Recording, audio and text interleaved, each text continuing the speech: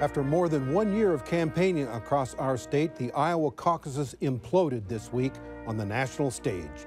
We gather a reporters' roundtable to examine the wreckage and discuss the aftermath on this edition of Iowa Press. Funding for Iowa Press was provided by Friends, the Iowa PBS Foundation, the Associated General Contractors of Iowa, the public's partner in building Iowa's highway, bridge, and municipal utility infrastructure. I'm a dad. I am a mom. I'm a kid. I'm a kid at heart. I'm a banker. I'm an Iowa banker. No matter who you are, there is an Iowa banker who is ready to help you get where you want to go. Iowa Bankers, allowing you to discover the genuine difference of Iowa banks.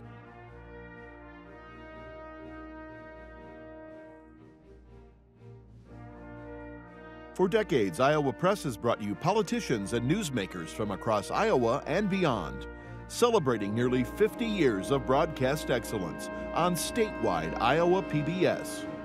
This is the Friday, February 7 edition of Iowa Press. Here is David Yepsen. When Iowans ventured out to caucus sites early this past week, many hoped to take part in an historic night, and they did. After countless caucus reporting procedures went awry, the caucus counting fiasco led to condemnation, conspiracy theories, and anger in and at the first-in-the-nation kickoff state. Here to discuss the still evolving aftermath is James Lynch, political reporter for the Gazette, Erin Murphy, Des Moines bureau chief for Lee Enterprises, and Kay Henderson is news director for Radio Iowa. Well, we all had an interesting week. Probably covering one of the biggest stories in Iowa political history. So I want to get all your impressions. Kay, I'll start with you, Kay. Does this finish the Iowa Democratic caucuses as a significant political event in America? Sitting here today when people are throwing around words, in addition to the words you just used, like debacle, that seems likely, especially in a party which has been moving away from caucuses toward primaries, because they say it allows more people to participate. James? I think maybe Joe Biden said it best, took a gut punch. The process took a gut punch, and Iowa certainly took a gut punch with the way this came off. Is at the end of the caucuses, it might be premature, but man, I think it's on life support. The future of the caucuses as first in the nation, definitely on life support. We go back to what we were doing in the 1960s. Yeah, there's always a caucus, but they won't be as significant. Nobody will pay any attention. Aaron, what's your take on this question? I just hope at the very least it's the finish of this year's Democratic caucuses now that we finally have results. I'm sort of with Jim. It's difficult to say for certain right now in this moment. You know, the embers are still hot on this fire.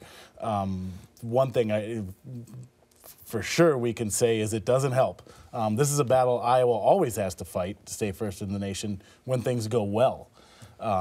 Given what happened with the resulting of the reporting of the results, that challenge is going to be even greater than they've ever faced over these coming years. And I think, building on what Erin said, this fight every 4 years, I'm not sure who Iowa's champion is fighting this now.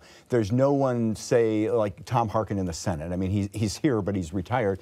Who's the godfather, the champion who's going to fight for the Iowa caucuses and have some sway within the Democratic Party? I'm not sure that person exists right now.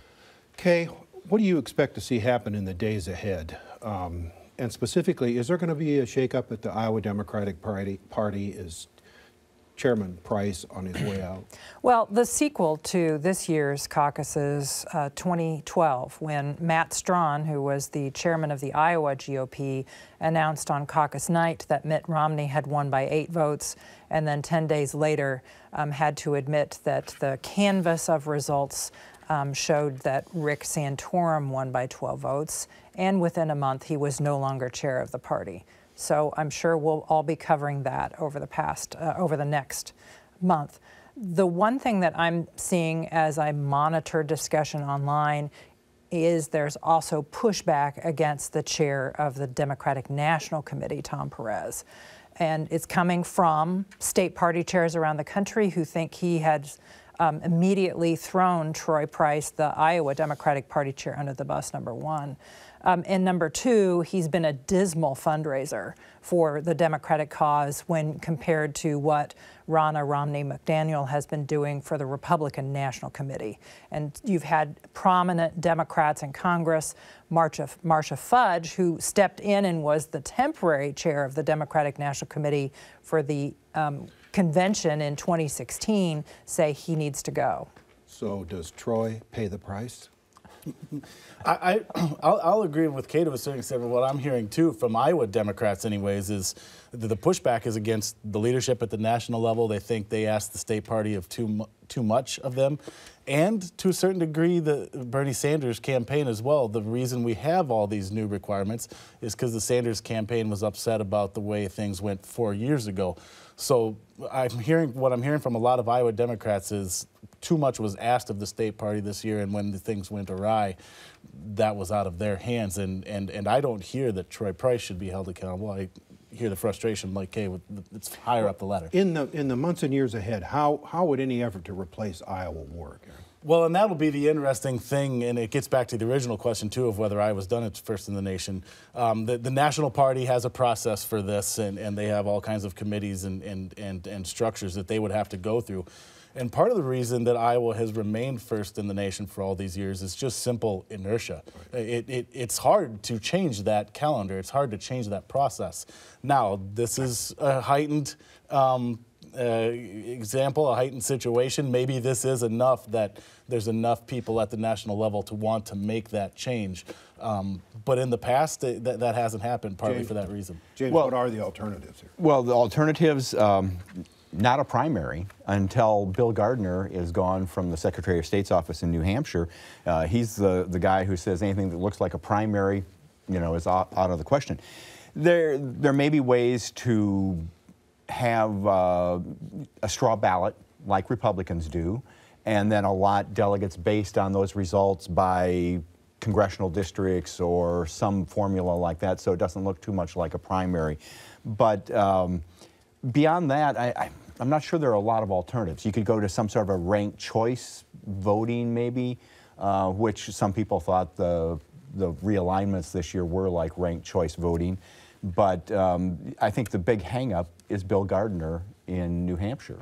And when you talk about the calendar itself, the other options are, do you go to a national primary? Right. Or I hear people say, one of the more interesting proposals I heard is have all the 4 early states go on the same day instead of spreading them out. That gives you more diversity. It takes out that criticism of Iowa and alleviates the heavy focus on one state. Some people say, pick your swing states and let's go there first, because that gives the swing states in the general election some. So there's different proposals. Whether there's enough support behind any of these remains to be seen. Okay. Well, let me ask you. You've been observing this process for a few decades. What are your thoughts? The Iowa caucuses are like creeping Charlie. You can't kill it. Everybody hates it, and you don't know what to replace it with. How do you like that for a pun? I didn't like my first one. No, I think Erin has a point that you could go to a national primary, regional primaries, lotteries. All those things have been discussed, but it's very difficult to do because you really disrupt local political considerations, and it gets expensive in some states, and so it will be your point about inertia is absolutely right. One of the things that often gets overlooked, David, is sort of the work of being first. That, the party has to do a lot of work. Local parties have to do a lot of work, find the venues, and all this work that goes into being first that I don't think anybody realizes. Everybody wants to be first, but when you find out how much work it is, it might not be so popular. And might Republicans who've been resistant to the idea finally say, okay, let's have county auditors who conduct elections in Iowa frequently manage the reporting? That would cost money. That would cost money. So but they already spend money anyway. The state taxpayers would have to be paying for what is now a private event. I don't know how that's going to go over in this legislature. And we should point out the Republican caucuses they're still intact. Nobody's talking about Republican caucuses here. In fact, President Trump is tweeting on Friday morning that Iowa and New Hampshire will go first in 2024. And no matter what the situation is, the Republicans will have a contest. They're either looking for somebody to challenge a new Democratic incumbent, or President Trump will be finishing out his second term. And on this program, a couple of weeks ago, Jeff Kaufman, the chairman of the Iowa GOP, made it clear that that was one of the reasons why they had caucuses, to show that their party is capable of carrying this out because they're preparing for 2024. And before we get too far into the weeds and what may happen in the future, it has been remarkable this past week that you had Governor Kim Reynolds, a Republican, and Iowa's 2 Republican senators, Chuck Grassley and Joni Ernst, supporting Democrats in the way they counted the ballots. It's like Napoleon said, you never interfere with an enemy in the act of destroying himself. So why would the governor get involved in the middle of that? Kay, tell me what your take is on, does this hurt Iowa's image nationally? Well, I am getting phone calls at my office from people in other states, for instance, with quotes like, Iowa is not okay, right. At 3 o'clock in the morning. So yes, it's having an effect on Iowa's image around the country. James, what does it do to the ethanol industry? We've always said one of the real winners of the caucus process has been the ethanol industry, because every senator and president has to come out and pay homage to renewable fuels. Does this hurt the ethanol industry? It certainly doesn't help. Whether it hurts, I'm not sure, because I didn't hear a lot of discussion of ethanol at Democratic campaign events. Occasionally there would be a question, but I didn't hear a lot of discussion. I think ethanol depends more on the support of Iowa's congressional members, Grassley and Ernst and Loebsack especially, and of course he's retiring after this year, but I think they're more important maybe in that fight than the caucuses. Certainly, campaigning in Iowa, you hear about ethanol, and as you said, you have to pay a certain amount of homage to ethanol and the industry. But Erin, what does anybody else think? I mean, how about the Iowa's interest just generally in Washington? There's always been a sense, and you would hear this from members of congressional staffs, that being from Iowa meant you always got your phone calls returned, and you had some influence within the cabinet. Have we hurt? Our influence hurt there? Yeah, you touched on something right there that you think of the cabinet members that are people who go to work in administrations and various functions from Iowa because of the relationships that are made here when candidates spend the better part of a year campaigning here. And interest groups are able to get in front of candidates. So absolutely, I think there's no doubt that if this is the end of First in the Nation for Iowa, that has an impact on those kinds of things and lessens to whatever degree Iowa's influence in the federal government and the national level. Kay, what does this do to New Hampshire? Does it benefit New Hampshire because they've been complaining about Iowa for 50 years? Or does it hurt them too because they're just another small white state and they could get caught in the backblast of this? What do you think? Well, the candidates have this past week been in New Hampshire saying we trust New Hampshire to be able to count the votes, number one. So in that respect, the candidates are, praising New Hampshire and the way it conducts its contest. Number two, I mean, you could argue that the candidates who have benefited from the Iowa caucuses in finishing sort of in a virtual tie, you've seen their numbers sort of perk up and in the tracking polls that we're seeing coming out of New Hampshire. So Iowa did what it traditionally does. It provided some momentum to candidates, and you have this sort of internal discussion among the Biden camp about what needs to happen to sort of have a reboot. I will say to your question, New Hampshire might want to be careful what it wishes for. You hear a lot of criticism of why does Iowa go first, but you also will occasionally hear why do Iowa and New Hampshire go first? Mm-hmm. And a lot of the same demographic criticisms that you can make. No, look, this results reporting thing is a unique beast. But from the broader view, when you talk about the criticisms of Iowa, a lot of those apply to New Hampshire as well. So if there's going to be a big calendar shakeup coming, it may not be just Iowa. It could be both of those early states. James, go ahead. New Hampshire Democrats apparently are having a lot of fun with this. Sure. Humble brag here. I was on a radio program with a political reporter yesterday, and he said he probably had heard 50 times that day the old saying that Iowa picks corn, New Hampshire picks presidents. So they seem to be reveling in Iowa's misery. Looking ahead to 2020, James, what does this hurt locally? Does this hurt Iowa Democratic candidates at the ballot box here in this state? Is this does it raising money, recruiting candidates? I don't know that it hurts them in that way. I think somewhat it will depend on the presidential nominee and how much excitement the nominee brings to the election. Where it can hurt them, I think, is the turnout that was lower than what was expected. And it raises a question about, are Democrats enthused about this election, or are those Obama-Trump voters realigning with the Republican Party? Erin, why was that turnout? Yeah, I think that's something that is going to be discussed and parsed out in the coming days, and needs to be, because when you talk to people in the weeks leading up to this, and when you're at events, you know, candidates were drawing big crowds, thousands of people at these events in the final weeks, and there seemed like genuine interest and enthusiasm for these caucuses. So for them to not approach that 2008 level, I think is very interesting. There were some numbers that showed that the only counties in the state that increased turnout were in the areas that had the highest share of college-educated voters. So that's a very interesting. We need to get beyond the results, and I think that maybe is the story of these caucuses. Yeah, I wrote down the numbers because I'm tired and I have to have them written down because I can't remember them. But in 2016, about 171,000 Democrats turned out for that contest on caucus night. Caucus night this past Monday, 176, so basically the same, which should trouble people.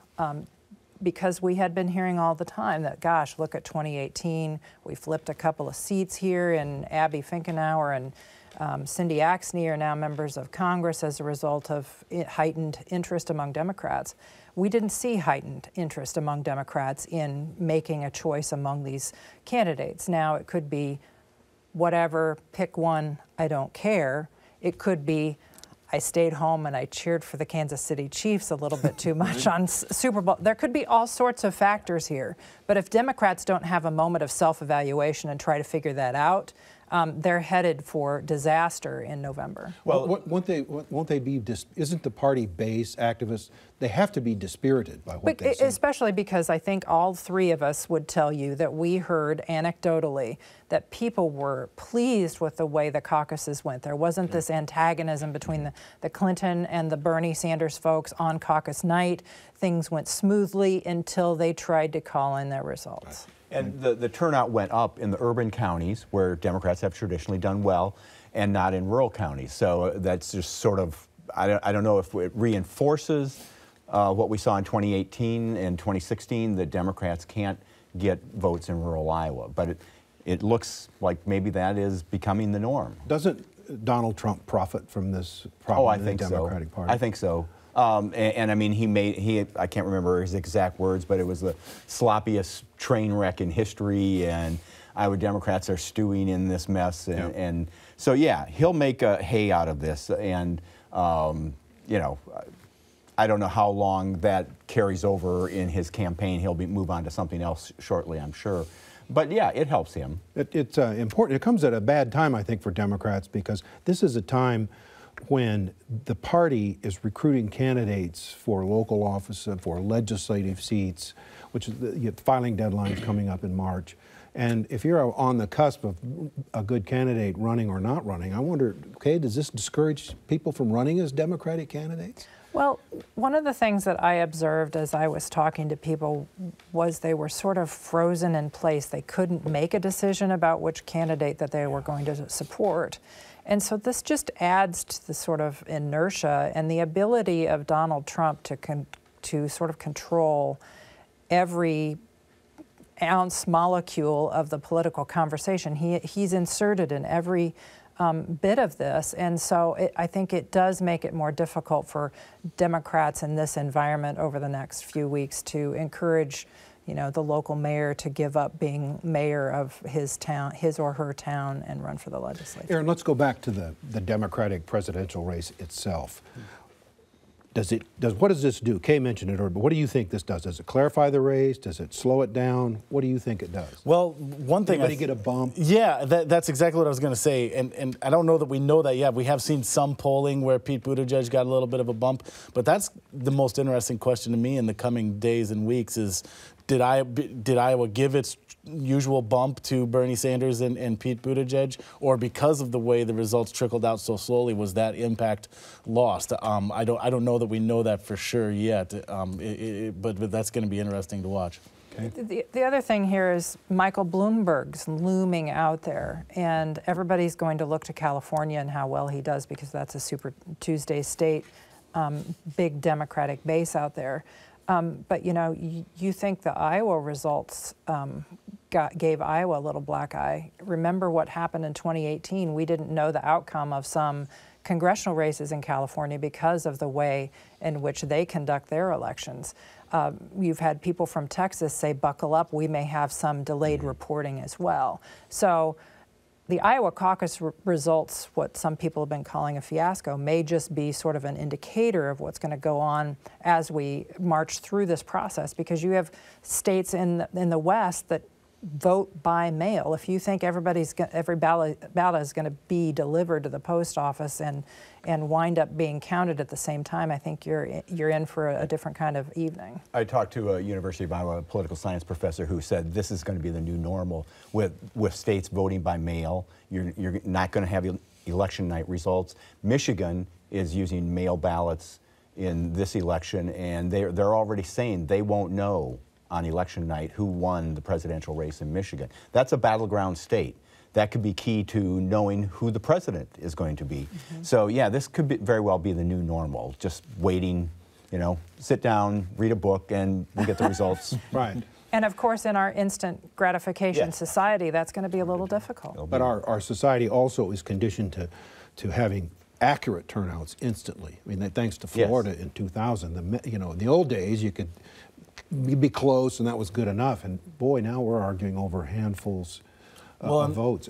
And that shows a weakness in the caucus system as it's built when the races are this close. And this isn't the first time we've seen this. It's the third time now. Kay mentioned 2012 when Republicans gave away the wrong, and they have a simple straw ballot process, and they still, and 2016, the results were fine, but it took them a long time to report those too, and it was because it was so close. If someone's running away with this thing, we probably don't hear about 90% of the things that have been happening this week, but because it was so close, we know, and it kind of exposes some of the ways that the caucuses struggle to handle. James, talk about a primary.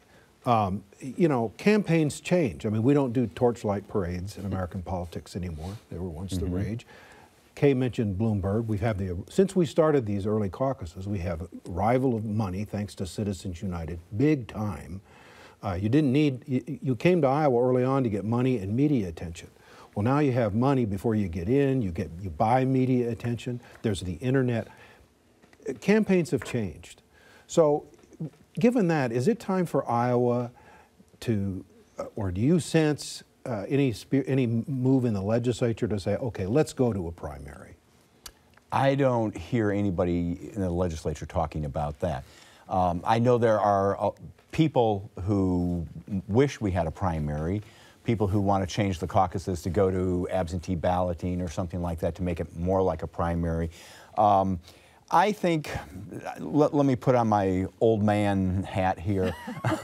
I think there's something valuable in not doing everything the same way everywhere. That states may have a unique way of doing this, and the caucuses certainly are our unique tradition. There's a tradition here.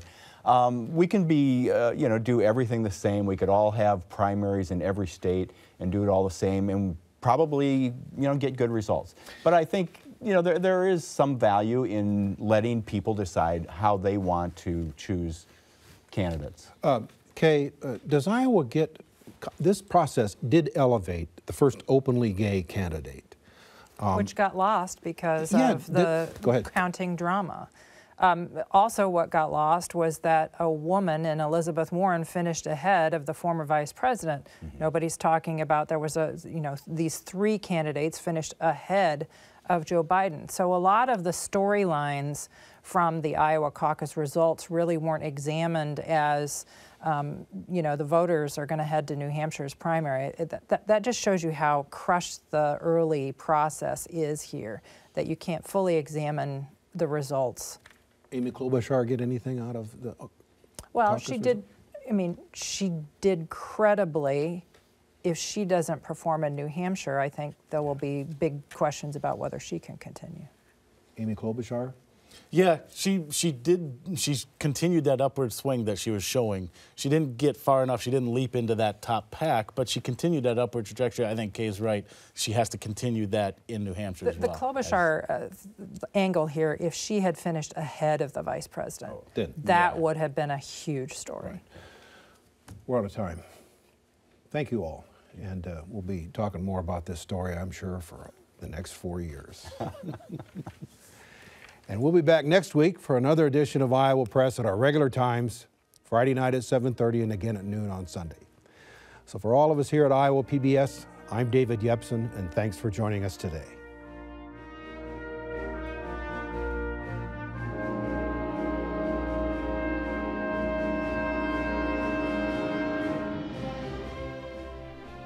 Funding for Iowa Press was provided by Friends, the Iowa PBS Foundation, the Associated General Contractors of Iowa, the public's partner in building Iowa's highway, bridge, and municipal utility infrastructure. I'm a dad. I am a mom. I'm a kid. I'm a kid at heart. I'm a banker. I'm an Iowa banker. No matter who you are, there is an Iowa banker who is ready to help you get where you want to go. Iowa Bankers, allowing you to discover the genuine difference of Iowa banks.